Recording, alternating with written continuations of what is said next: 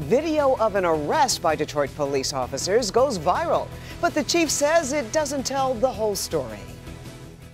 You know, it's another case that questions whether police use too much force when making an arrest. A man's fiancée began recording after she and her boyfriend were pulled over, but police say there's more to this story, and their video shows that. Let's get to Kimberly Gill. She joins us live tonight. Police are investigating. What do you know, Kim?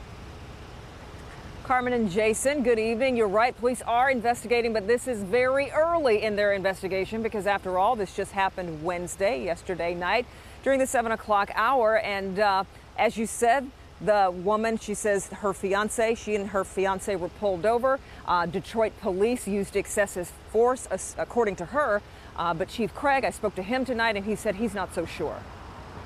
Tatiana Taylor says she can't believe what she saw happen to her fiancé, Tony Ross. She says the two were driving this 1998 Cadillac on Detroit's west side Wednesday when they were stopped by Detroit police. He said license and registration.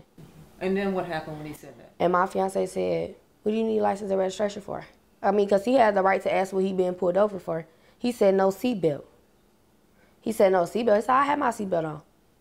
He said license and F and registration. That's when Taylor said she picked up her phone and started recording. She says when her fiancé reached for his information in the middle console, that's when officers punched him in the head and midsection, saying he was resisting arrest. I was hurt.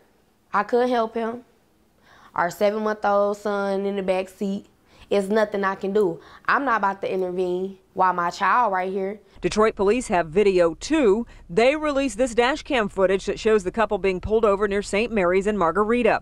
They say while it's early in the investigation, Taylor's video doesn't tell the whole story. At any time we have to use force, whether it's a punch, whether it's a kick, taking someone down to the ground, there's a struggle, it does not look good. But our officers preliminarily looked as if they did it right. We are doing an investigation. It's still very early. It's not even 24 hours.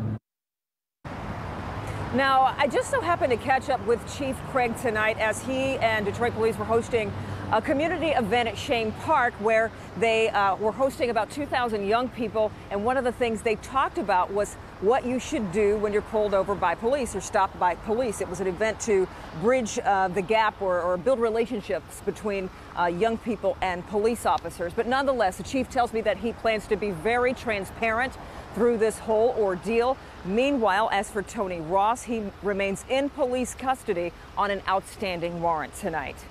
Reporting on Detroit's East Side, Kimberly Gill, Local 4.